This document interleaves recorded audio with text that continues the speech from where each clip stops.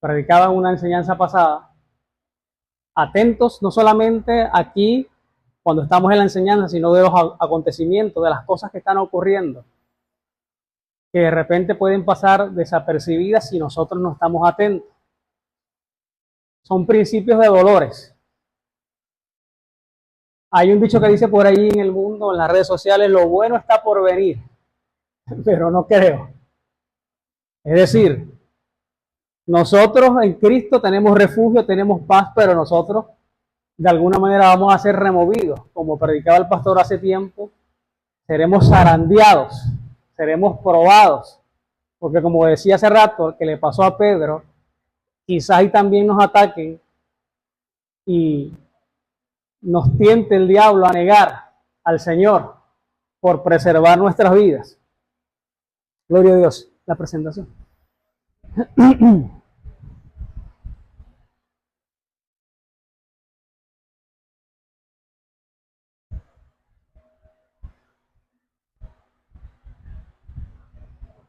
Gloria a Dios. El tema se llama ídolos. Y ese término lo hemos escuchado nosotros muy comúnmente. Y de hecho en la Biblia aparece. Pero ese término también, por ejemplo, lo hemos escuchado a personas, más que todo en el mundo, cuando se refieren a un cantante. Por ejemplo, podría nombrar a Chayanne, Sylvester Dangond, que la gente dice, ese es mi ídolo, porque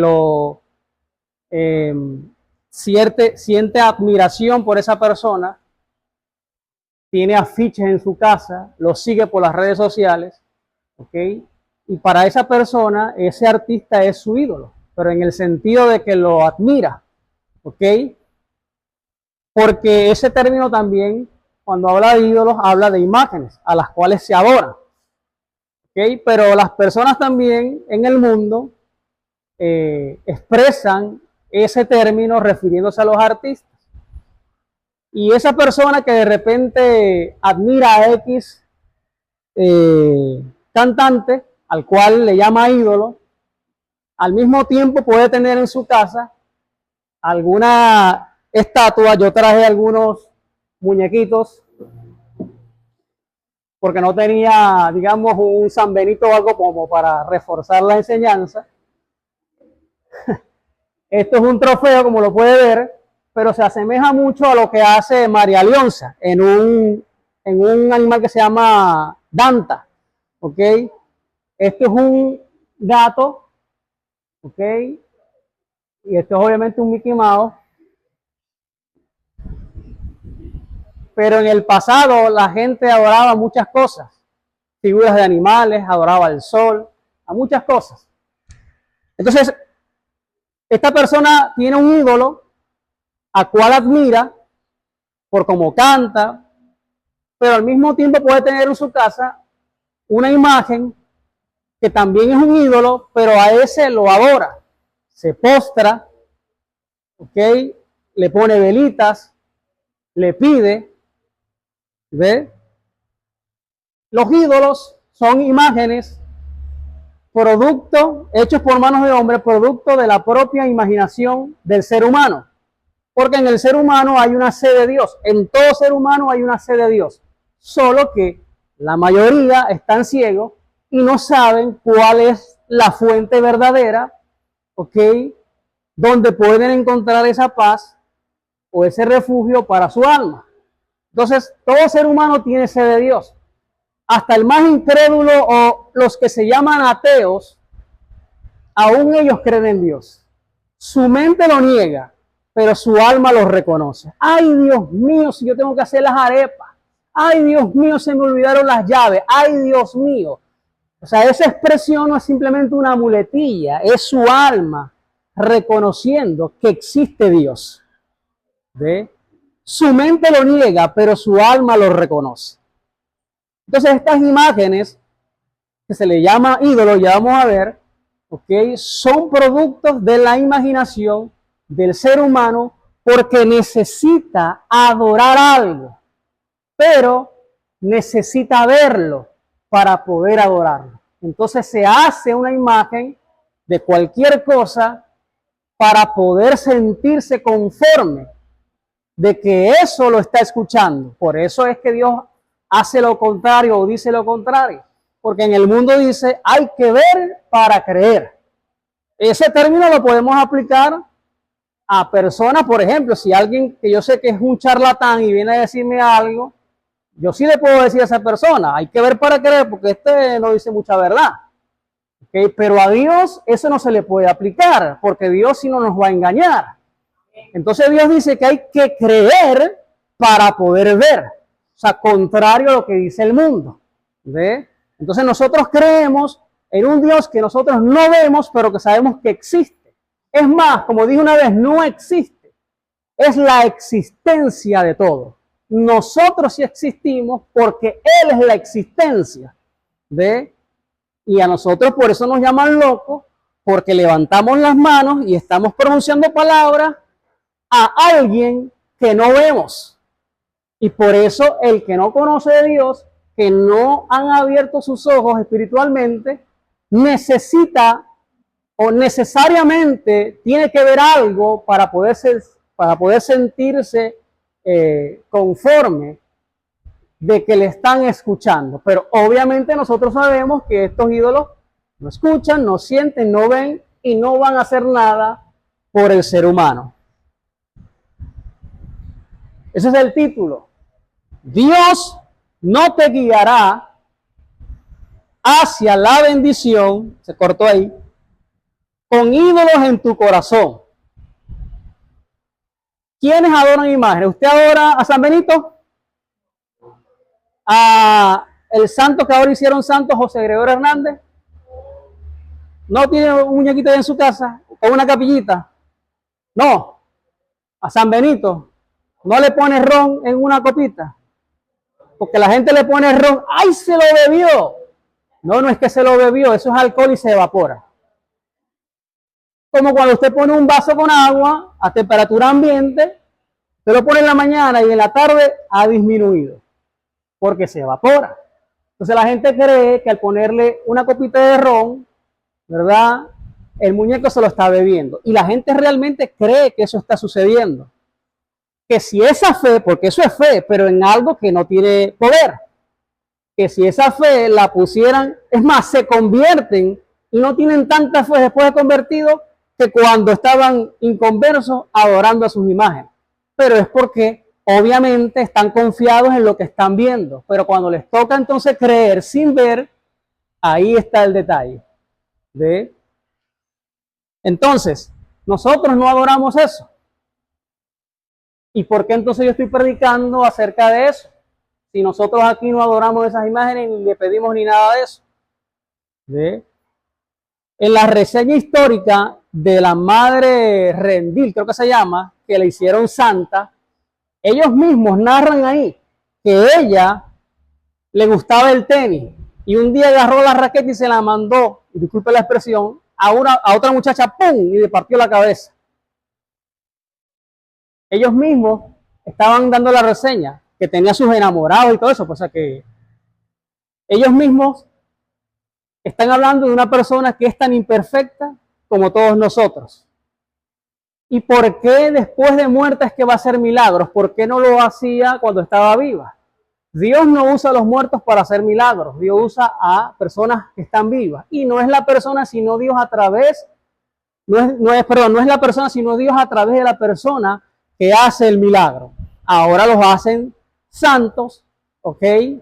Y la gente le pide y los adora.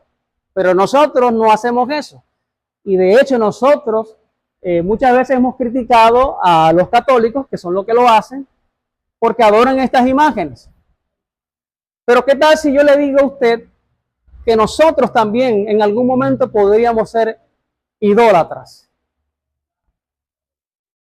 Entonces, Dios no te guiará hacia la bendición con ídolos en tu corazón. Ídolos en tu corazón, ídolos en nuestro corazón. Pero si ya dije que nosotros no adoramos estas imágenes, ¿cómo es que esos ídolos están en mi corazón? Porque obviamente cuando una persona adora a un muñeco de esto, primero está ¿dónde? Porque esto es producto cuando lo hacen de lo que está dentro. Entonces está entronado en su corazón. Y a eso me estoy refiriendo. Ídolos en nuestro corazón. ¿Ve? ¿Qué significa el término idolatría? Porque ya le dije que nosotros, de alguna manera, en algún momento de la vida, en nuestra vida cristiana, podemos llegar a ser idólatras. Entonces, el término idólatra viene del griego. Es una palabra compuesta o conjugada. Ídolo e idolón viene del griego, significa imagen. Latría, culto o adoración, es decir, adoración, culto a las imágenes. Pero el término idolatría también se refiere a todo lo que desplaza a Dios de tu vida. Por ejemplo, ustedes pueden ver esta imagen acá, yo la coloqué acá y va a aparecer en todas las láminas. Desplaza a Dios y se centra Él. ¿Ok? Entonces, yo puse esa imagen para reflejar que en nosotros siempre debe ser así. Pero a veces pasa que nosotros nos podemos convertir en idólatras. Y la idolatría no es simplemente adoración a las imágenes.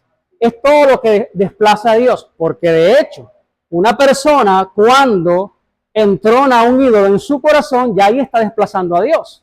No es la prioridad en su vida.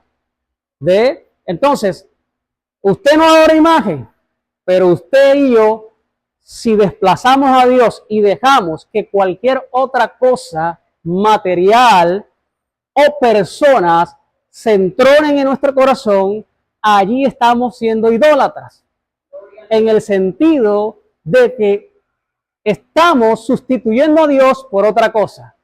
Y cuando eso sucede, nuestra vida espiritual se detiene. Porque es Dios quien nos hace crecer y nos lleva. Entonces, cuando yo dejo entrar o entronar en mi corazón, y cuando hablo de corazón, no es el corazón que late y bombea sangre. La Biblia habla en sentido figurado de corazón y se está refiriendo al alma. Porque en el alma están las emociones, los pensamientos buenos y malos. De ahí salen las guerras, de ahí se maquina lo malo, etcétera, etcétera, etcétera. ¿Ve? Entonces, cuando yo desplazo a Dios y dejo que otra cosa, dinero, casa, carro, ¿ok? Para hablar de lo material, en cuanto a personas, esposa, esposo, hijos, tía, mamá, X, se entronan allí, se desplaza a Dios y yo estoy siendo idólatra. Porque ya le dije el significado de idólatra en los dos sentidos. Para que usted, cuando yo le diga esto, usted diga, bueno, yo no soy idólatra porque yo no adoro imagen. Pero le estoy explicando que al desplazar a Dios y dejar que otra cosa o persona se entronen allí en el centro de nuestro corazón, somos idólatras. Porque eso que estoy poniendo allí o dejando que se entrone allí es lo que va a dirigir mi vida. ¿Ve? Entonces, eso es lo que quiere decir idolatría. Hay varias historias en la Biblia, ¿verdad?, que habla de esto. Personas que creían en Dios, pero tenían otros dioses. Por ejemplo, usted ha escuchado muy comúnmente que la gente dice, gracias a Dios de la Virgen. ¿Ha escuchado usted eso? Creen en Dios, pero tienen a otros dioses. Y eso pasaba aún con el pueblo de Dios. Creían en Dios, conocían de Dios, pero tenían dioses. Y a lo largo de toda la historia del pueblo de Israel, hay muchos episodios donde Dios le demandaba que renunciaran a los dioses, porque les costaba quizás creer sin tener que ver. Tenían esa sed, pero necesitaban adorar algo que ellos vieran. ¿Ve? Entonces, se me olvidó leer Éxodo. Vamos a buscar Éxodo capítulo 20, versículo 4 a 5. Éxodo capítulo 20, 4 al 5. Gloria a Dios.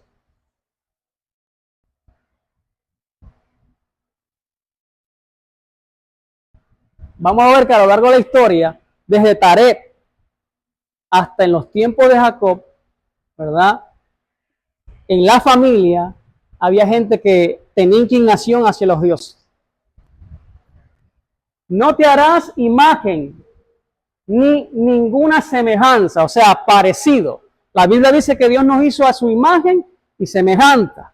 Pero cuando Dios dice eso, en cuanto a la creación del hombre, no está hablando de lo físico, sino en el sentido espiritual y moral.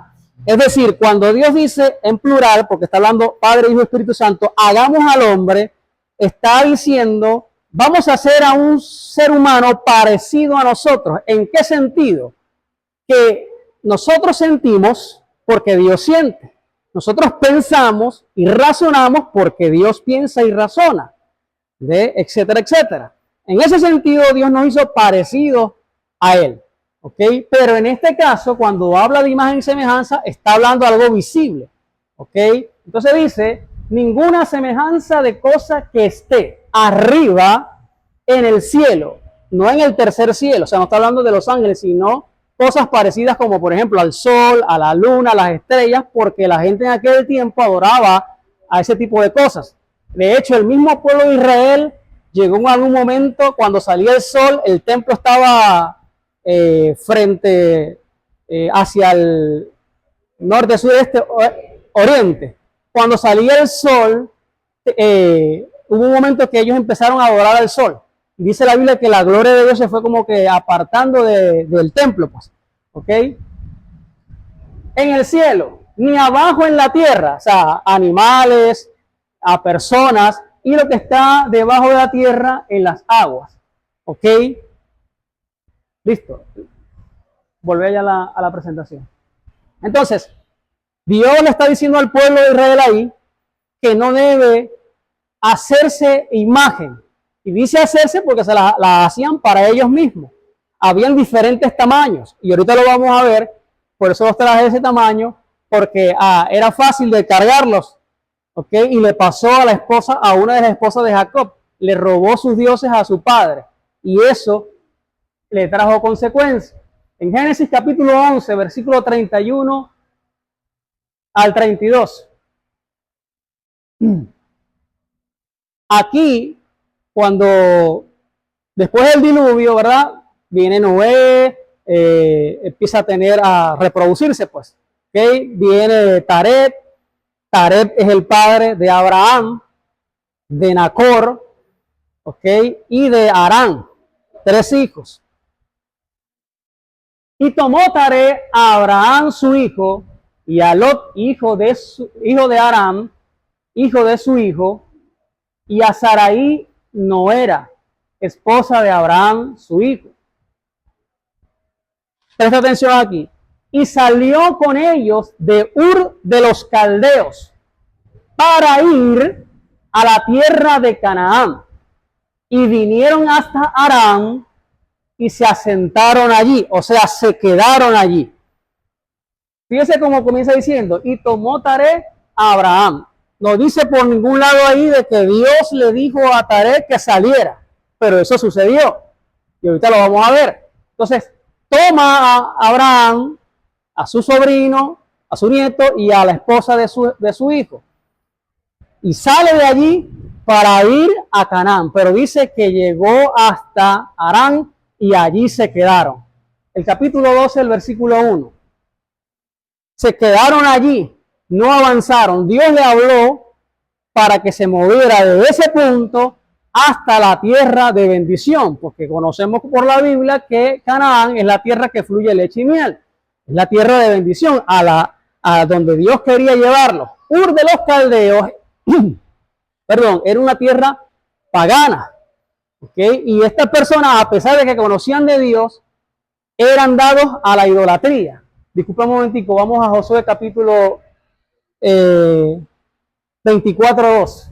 Porque ahí no dice que Taret era idólatra.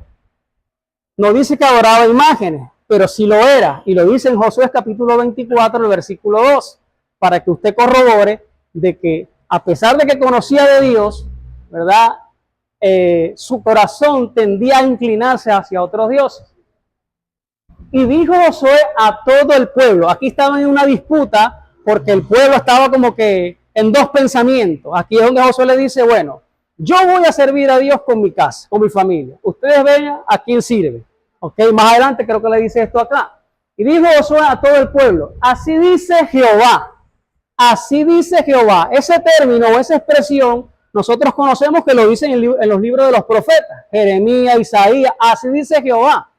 Prácticamente él no era un profeta, pero Dios le trajo a memoria lo que sus antepasados hacían para referirle actualmente en ese tiempo al pueblo, ¿verdad? De que ellos estaban en la misma condición que sus antepasados, adorando, inclinándose a otros dioses. Entonces Josué le dice, así dice Jehová, porque no era él, era Dios.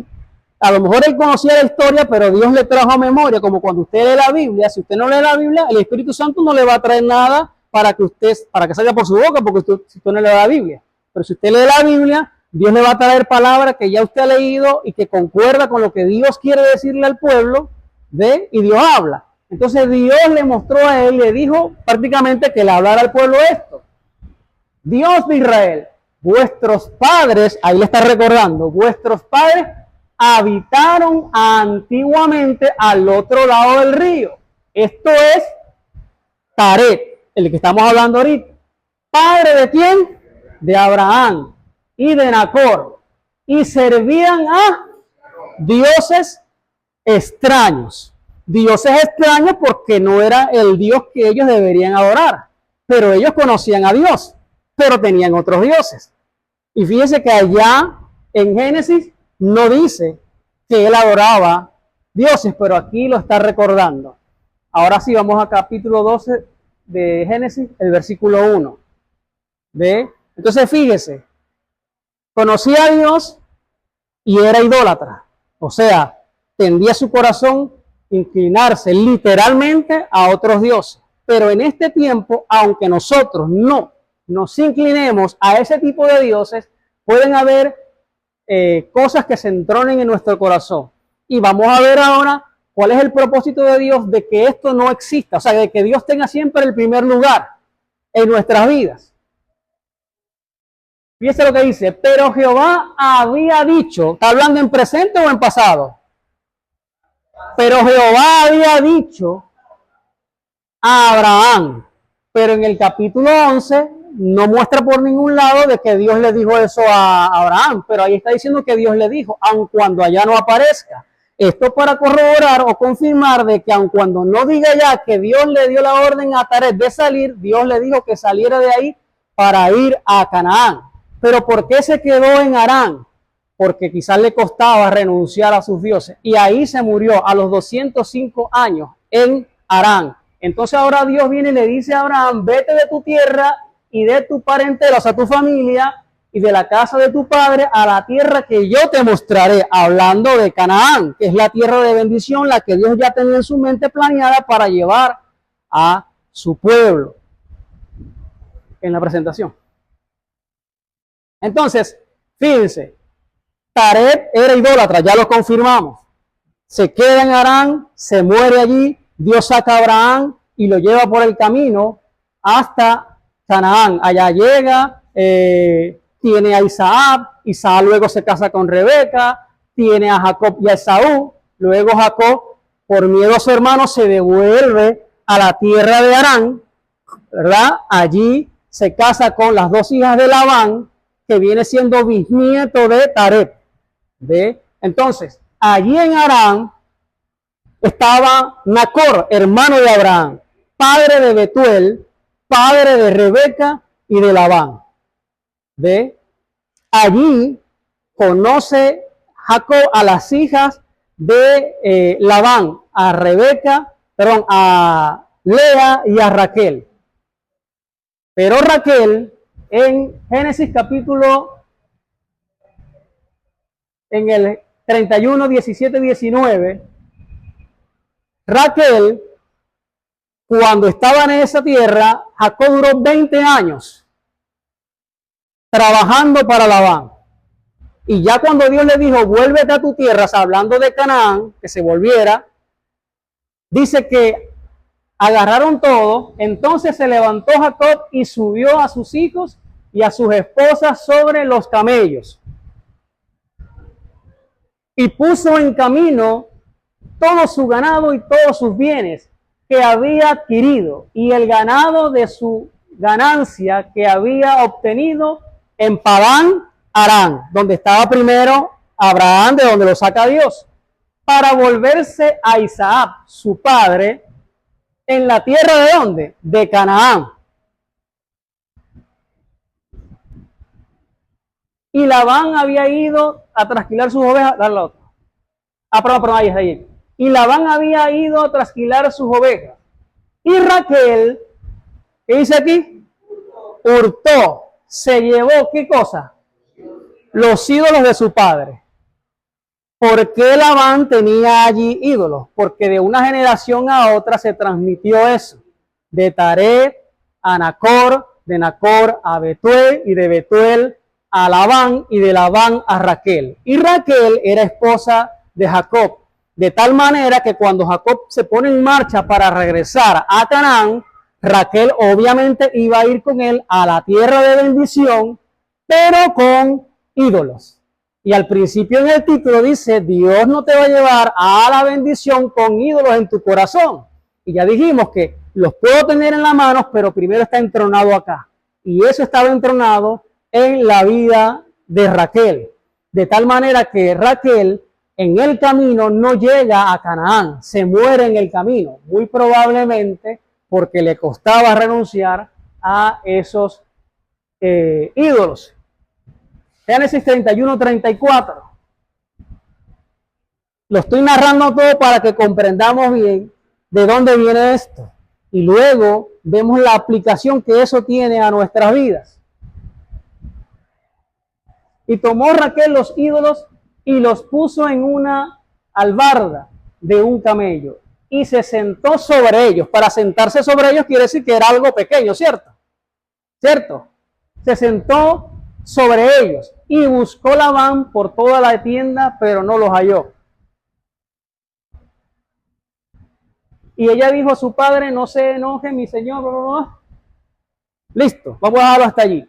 Lo cierto es que ella agarra, los esconde, pero luego en el 31-34, Génesis 31-34,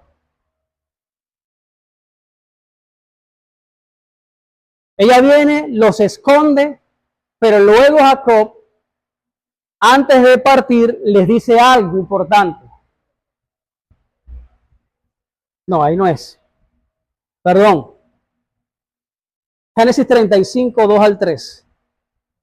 Génesis 35, de 2 al 3.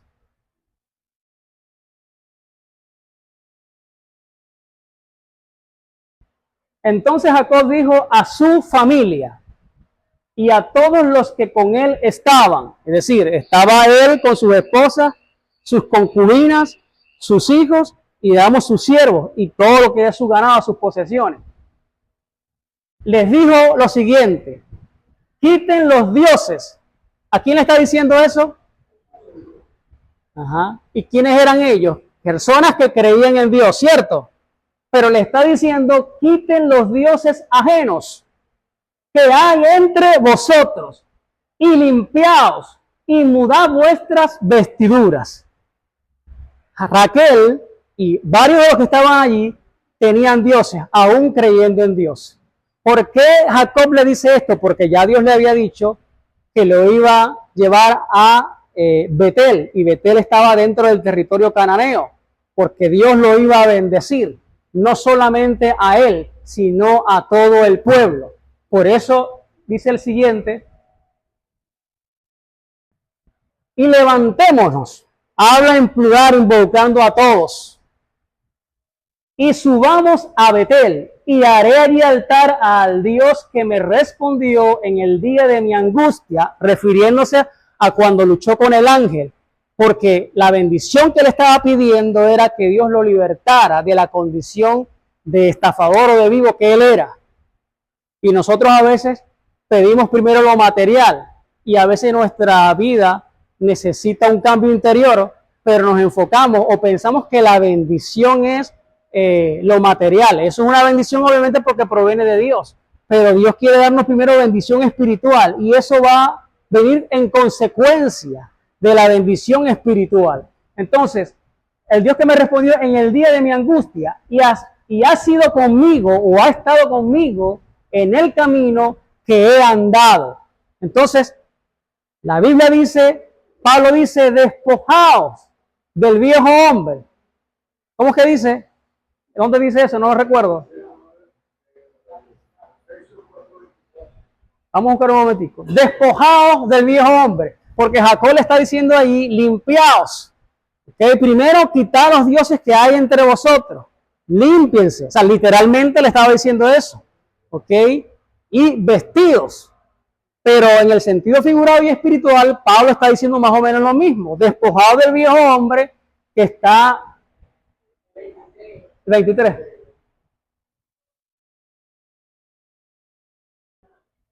El 22.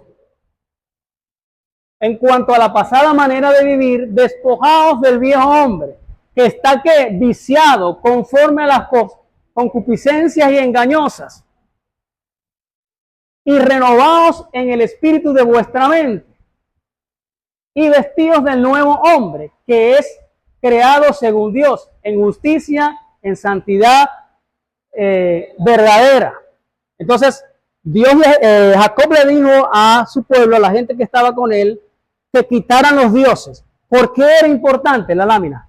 ¿Por qué era importante que renunciaran?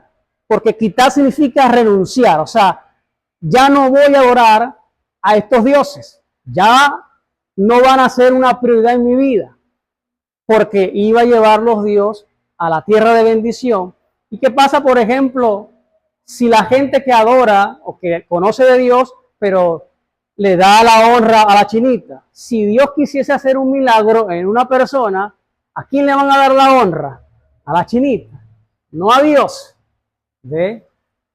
Por ejemplo, que esté un niño con su madre en el supermercado, pero forma un berrinche, patalea porque quiere una golosina. Si la mamá cede y se lo da, él dice en su mente muy inconscientemente, esta es la manera. Pero si la mamá se pone firme y no cede, él se levanta, se limpia sus lágrimas y sabe que esa no es la manera, que tiene que cambiar para obtener, digamos, la bendición de parte de su mamá. Entonces, Dios no quiere que en nosotros esté entronado nada. Por ejemplo, ¿por qué Dios busca también que nada se entrone o que lo desplace a Él? Porque nos alejaríamos. Por ejemplo, que tengas un contrato bueno, donde vas a ganar mucho dinero. ¿Qué va a hacer eso? Si tú no te das cuenta o si tú no estás pendiente, te enfocas en el gran billete que vas a ganar y de repente ya no oras, ya no lees la Biblia, ya no te congregas casi. Incluso trabajando, vienes a almorzar como a las 12, terminas como a las 9, 10 de la noche, todos los días, porque dejaste que esa gran oportunidad que produce mucho dinero se pudiese entronar en tu corazón. Y eso también lo llama la Biblia idolatría. ¿Qué pasa? Que eso está desplazando a Dios porque, hablando en este caso del tiempo, tú te estás enfocando más, ¿ok?, en eso material y estás descuidando lo más importante, que es Dios que te dio ese trabajo. ¿Será malo un contrato jugoso? No, pero tú tienes que poner límites. Si la persona que te está dando el contrato te dice, no, pero tienes que trabajar de lunes a lunes, Dios te va a probar a ver qué vas a decidir. ¿Ve? Entonces, tú tienes que poner límites para que eso no te atrape. Porque por querer ganar más dinero, se puede entronar en tu corazón eso sin darte cuenta y eso desplaza a Dios. Y muchas cosas materiales y personas también. Y hay un caso, que ese es el último que voy a referir, que pasó con Moisés. No,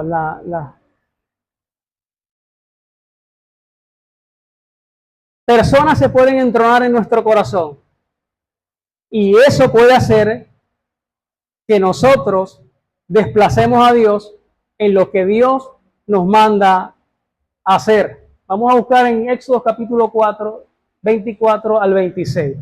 En este capítulo, usted le recomiendo que lo lea. Si usted lo lee, desde el principio, usted se va a dar cuenta que en los primeros versículos, antes de llegar al versículo 24, que es 24, 25 y 26, habla de una cosa, y después del versículo 27, pareciese que estuviese hablando o no hubiese perdido la continuidad. Digamos que aquí el escritor hizo como un paréntesis para reflejar esto que les voy a leer a continuación. Y aconteció en el camino, porque aquí Dios le dio la orden a Moisés de que fuera a Egipto para libertar al pueblo, ¿ok? Pero ya él había tenido a su hijo, su primer hijo Gerson, que lo había circuncidado, porque Dios había mandado a que a los hijos los circuncidaran a los 8 días de nacido. Ese era el pacto. Pero con su segundo hijo no lo había hecho. Y aconteció en el camino que en una posada le salió al encuentro Jehová, el mismo Dios, y quiso abrazarlo. ¿Qué dice? Quiso matarlo. Entonces Séfora, que es la esposa, tomó un afilado pedernal, o sea, un pedazo de roca afilado que lo usaban como cuchillo, y cortó el prepucio de su hijo y lo echó a sus pies, diciendo: a la verdad, tú me eres esposo de sangre. Así le dejó luego ir, o sea, cuando ella cortó el prepucio, Dios lo soltó. Así le dejó ir, y ella dijo: eres esposo de sangre a causa de la circuncisión. O sea, prácticamente lo que ella le está diciendo a Moisés: ahora entiendo que yo debo apegarme a los principios de Dios en ti. O sea, yo debo apegarme a lo que Dios te ha mandado hacer. Porque ¿qué pasa? Muy sutilmente, ella era hija de un hombre que tenía 7 hijas. O sea, ellos no practicaban la circuncisión. Eso era como algo nuevo. De tal manera que cuando circuncidan al primero, eso al cortar el prepucio, para los que no saben, el prepucio es toda la piel que recubre la cabeza del pene, y no estoy hablando de vulgaridad, se llama cabeza del pene o glande, ¿ok? Que recubre la cabeza del pene. Entonces, ese cuero, digamos que lo cortaban y quedaba, digamos, descubierta esa cabeza o glande, ¿ok? Y el quien lo hacía era el hombre, o sea, el papá. Pero ella viene y lo corta porque ella sabía que era la causante de que él no hiciera eso. Entonces, la mujer es muy sensible. Yo me imagino que al ver al primer hijo circuncidado, porque eso se inflama, se le pone una cicatriz, y ella de repente dijo: no, si yo vuelvo a parir un varón, no va a pasar eso. Y cuando quede embarazada, yo me imagino, ahí no lo dice porque no das más detalle de eso, pero yo me imagino que de repente ella comenzó a persuadir: o no, Moisés, ¿cómo vamos a hacer eso? Mira cómo le quedó a Gerson eso. No, mi amor, y lo empezaba a abrazar y lo empezó a convencer para que no lo hiciera. No intencionalmente para ella llevarle la contraria a lo que Dios le había mandado. ¿Ok? Pero se dejó llevar por los sentimientos, por lo que sentía dolor, por cómo ver a su hijo con eso quitado ahí, porque para ellos eso era nuevo. ¿Ve? Entonces, la razón por la cual Dios le sale al encuentro y lo reprende era esa causa. Por eso que cuando ella le corta el prepucio, lo lanza, él lo suelta y ella reconoce y le dice eso. Yo entiendo ahora que debo apegarme, porque la Biblia dice que hay que obedecer a Dios antes que a los hombres, o sea, antes que a las personas. Y Dios le había mandado esto a él para que lo hiciera. Bueno, a todos los israelitas. Tenían que hacerlo de una generación a otra. Ahora, ¿cuál era el propósito? ¿Por qué tenía que hacerlo? O sea, ¿por qué Dios lo reprendió? Porque él iba camino a Egipto. Y al llegar allá, entonces todos los israelitas que estaban allí, porque ellos, a pesar de que estaban esclavizados allá, ellos practicaban eso. Ellos hacían ese ritual o ese pacto, lo llevaban a cabo, esa señal. Entonces, ¿qué le iban a decir? Porque es el líder, él no lo va a hacer. Nosotros tampoco. Entonces, Dios estaba previniendo de que allá sucediera lo mismo. Entonces, ella viene y reconoce. ¿Qué pasa? Esto es para mujer y hombre, para que no piensen las mujeres que la mujer es la mala de la película del hogar, nada de eso. ¿Ve? Pero muy sutilmente pudo haber sucedido en que ella lo convenció de que no hiciera. ¿Qué estaba haciendo? Llevando la contraria a lo que Dios había mandado. Esa es una forma de sustituir, ¿verdad?, a Dios por una persona, por los sentimientos, que no debe pasar en el hogar, porque de hecho, cuando una mujer no entiende, o sea, una mujer de Dios no entiende, ¿verdad?, el diseño de Dios y los principios de Dios, va a tender, ¿verdad?, a tomar muchas veces la posición del hombre, que es la cabeza del hogar. El orden de Dios y el diseño, vamos a hablar del hogar, es Cristo. ¿Ok? O sea, humanamente la cabeza del hogar es el hombre. Pero el feminismo se ha tratado de meter en las iglesias y aún en los hogares. ¿Ok? Esposo, esposa e hijos. Ese es el diseño, el orden de Dios. Y eso no se puede alterar. Pero cuando la mujer de Dios entiende los principios, va a mantenerse. Y no significa que la mujer es menos por estar aquí en esta posición. La mujer no es menos. Porque si fuera menos y Dios no la tomara en cuenta, no aparecía el libro de Ruth y de Esther en la Biblia. O sea que la mujer es importante para Dios. Pero la mujer, ¿ok?, para hablar del hogar, necesita comprender cuál es su posición, porque muy sutilmente, como le pasó a Séfora, puede hacer o inducir a su esposo a llevarle la contraria a Dios. Y el diseño es que Dios puso al hombre para que la mujer fuera compañera y apoyara al hombre en lo que Dios le manda hacer al hombre. O sea, el hombre de Dios, pues cabeza de hogar. Porque cuando la mujer trata de superar o ponerse de igual al hombre en el hogar, y si tiene liderazgo en la iglesia, lo va a reflejar en la iglesia. O sea, si la mujer allá le da orden o quiere opacarlo, lo va a tratar de hacer en lo eclesiástico, como le pasó a Moisés. Ella reflejó lo que sucedía en el hogar en lo que Dios le había mandado hacer. Y no significa que la mujer no sea importante, porque sí es importante, pero tiene que entender cuál es, ¿verdad?, el orden o el diseño de Dios, porque puede inducir aún inconscientemente a que la cabeza de hogar, que es el hombre, sustituya y se va a entronar ella, lo que pasó con Acab y Jezabel. ¿Usted cree que Jezabel era así prepotente y así de perversa de un día para otro? Eso fue creciendo, porque el hombre le dio cancha y no le ponía preparo, y ponerle preparo no es: yo soy el hombre de la casa y aquí mando yo. Y si es más alto que ella, le hace así. ¿Entendés? Ese es el diseño del mundo. Ese no es el diseño de Dios.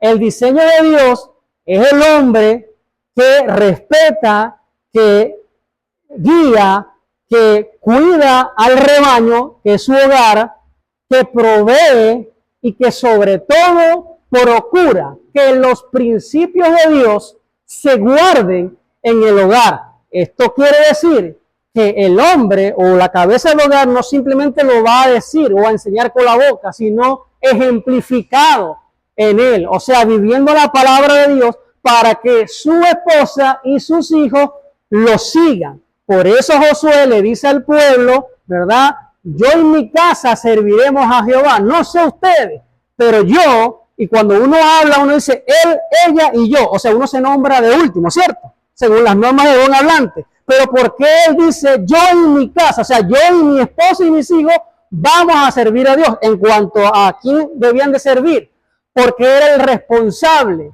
el principal, quien tenía que vivir, ¿verdad?, y cumplir con los principios, para que entonces su esposa y sus hijos pudiesen seguir lo que él estaba no diciendo simplemente, sino ejemplificando, o es decir, viviendo.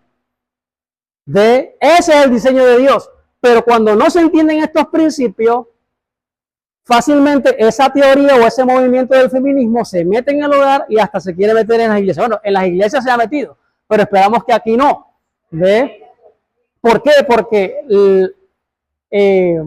la mujer ha sido relegada, ha sido despreciada en forma general por el hombre, cuando le dice, por ejemplo, me voy de la casa, vamos a ver qué vas a hacer sin mí.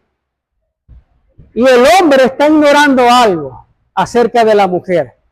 La mujer tiene capacidades que puso Dios. La mujer está en el hogar con el cobal aquí el bebé, está con el celular chismeando, está revolviendo el arroz deja el arroz, le va a echar el jabón a la lavadora y sigue chismeando. O sea, hace múltiples cosas al mismo tiempo. Si usted pone al hombre, enseguida está llamando a la mujer, mira, llega rápido que el bebé ya le cambió 2 veces los pañales. No, no, no, vente ya. Porque se vuelve un 8. O sea, naturalmente eso es así. Naturalmente eso es así. ¿Ve? Entonces el hombre dice, me voy, vamos a ver qué vas a hacer sin mí. Ignorando eso. Ah, ¿qué voy a hacer sin vos? Te vas a ver. Y la mujer viene y sale adelante sola con sus 2, 3, 4, hasta 7 muchachos, ¿verdad? Sí, hay esos casos. Porque la mujer es capaz. ¿Ve? O sea, la mujer puede hacer muchas cosas. Pero en lo eclesiástico, en lo de Dios, tiene que saber cuál es su lugar. Por eso ha salido el movimiento del feminismo, donde la mujer dice en la iglesia, yo también puedo ser pastora. Y eso no tiene respaldo de Dios. Porque lo que busca ahí es igualar al hombre. ¿Por qué Dios pone al hombre a pastorear? Porque Dios está viendo la figura desde el principio del huerto del Edén. Incluso en Tito, en Timoteo, da los requisitos. Hombre de una sola mujer. O sea que ahí se está refiriendo al hombre. Y no es cuestión de géneros. Es que Dios creó primero al hombre. Y lo puso como cabeza. Por eso dice que gobierne bien su casa. Esto quiere decir que lo dirija bien, con ejemplo. Porque si no dirige ese pequeño rebaño bien, ¿cómo va a dirigir un gran rebaño constituido o formado por varias familias? ¿Ve? Entonces, ese rol del hogar se refleja en lo espiritual acá. El hombre ya conserva o dirige bien su hogar, para referirnos a lo que es el pastorado, porque obviamente todos los hombres no tienen llamado de pastorado, ¿ok? Pero allí dice hombre de una sola mujer. Eso mata la teoría enseguida del feminismo, donde la mujer dice, yo también puedo. La mujer puede ser piloto de aviación. Antes no se veía, ahora se ve. La mujer puede ser empresaria, médico. Pero en lo eclesiástico, específicamente en lo del pastorado, Dios no la respalda. Usted le da a una mujer cristiana una iglesia para pastorearla y lo hace porque es capaz. Pero hay un detalle, no va a tener el respaldo de Dios porque Dios no la llamó para ese rol. La mujer puede tener el don de sanidad, la mujer puede tener el don de servicio. O sea, Dios usa a la mujer. Pero en ese campo, Dios no la llamó. Y por eso hay tantas mujeres, movimiento por el feminismo, donde se mete en el hogar y se mete en lo eclesiástico. Entonces la mujer tiene que saber cuál es su rol, porque si no, y el hombre si no pone límites, deja que la mujer se entrone, como le sucedió a Cap y a Jezabel. Entonces imagínense un pastor que su mujer lo domina, pierde el norte de la iglesia. Entonces ya no es Dios que gobierna a través del pastor, sino que el pastor obedece lo que diga su mujer, porque lo que sucede en el hogar lo va a proyectar, porque lo va a proyectar en la iglesia, porque no ha entendido cuál es su papel. No es cachifa, no es secundona, no, es respaldo, compañía, ¿ok? A lo que Dios le ha mandado hacer. Último. No, después de esa viene otra. Después de esa. Ok. ¿Cuál es el propósito de Dios al decirnos que siempre debe tener el primer lugar en nuestras vidas? Bueno, sencillo. Si nosotros dejamos entrar en otra cosa, nos desviamos. ¿Ve? ¿Cuál es el beneficio de la relación entre Dios y nosotros? ¿Cuál es el beneficio de Dios? Que nosotros le adoremos y su corazón se contenta. ¿Y cuál es el beneficio de nosotros al relacionarnos con Dios? Muchísimos. Muchísimos. ¿Cuál es la consecuencia o el perjuicio de apartarnos de Dios y de dejar la relación con Dios? ¿Cuál es el perjuicio para Dios? Que su corazón se entristece y deja de recibir nuestra adoración. ¿Y cuál es el perjuicio de nosotros al apartarnos de esa relación? Muchísimos. O sea, en pocas palabras, que en la relación que tenemos nosotros con Dios, nos beneficiamos más nosotros que Dios. Y lo puedo ejemplificar con lo de los diezmos. Damos el 10% y a nosotros nos queda el 90%. ¿Ve? Entonces, Para ya no hablar más porque hay calor, pero es bueno que haga calor y que sudemos porque eso nos va a ayudar a negar más los aires y vamos a orar más por eso. Amén.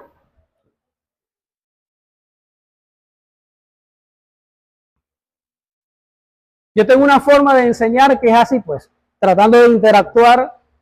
Y no sé, ni llevaba el tiempo, no sé cuánto me tardé. Pero lo importante de esta enseñanza es que nosotros, vamos a leer un momentico, Mateo 22, 37, ese último. Lo importante es que nosotros no dejemos que nada tome el primer lugar de Dios en nuestras vidas. Dios es la prioridad. No es que las demás cosas no son importantes. Son importantes, pero Dios tiene la prioridad. Porque cuando existe ese orden, ¿verdad? Todo lo demás gira alrededor, porque, como decía al principio, somos cristocéntricos. Quiere decir esto que Dios tiene el control de todo. Pero cuando nos entronamos nosotros, incluso nosotros mismos, somos nuestro peor ídolo. Cuando nosotros mismos tratamos de dirigir nuestra vida. Y Jesús le dijo, amarás al Señor tu Dios con todo tu corazón y con toda tu alma y con toda tu mente. Esto quiere decir, amarás al Señor tu Dios por encima de todo. Por encima de todo significa que Dios debe tener siempre, no algunas veces, siempre la prioridad o lo que es lo mismo, el primer lugar. ¿Ok? Entendimos hoy que a pesar de que no adoramos esas feas imágenes, porque están feos, ¿verdad? Podemos ser idólatras, que significa desplazar a Dios y dejar que otras cosas, incluyendo personas, y lo comprobamos, se entronen en nuestro corazón. Y si eso sucede, nuestras vidas se detienen, no crecen. Podemos seguir activos en la iglesia, pero no crecemos. No vamos al nivel de bendición que Dios nos quiere llevar hasta que renunciemos, para que cuando lleguemos a la bendición sepamos que hasta ahí hemos llegado por la mano de Dios y no por nuestra propia fuerza ni por ningún otro medio. Dios les bendiga.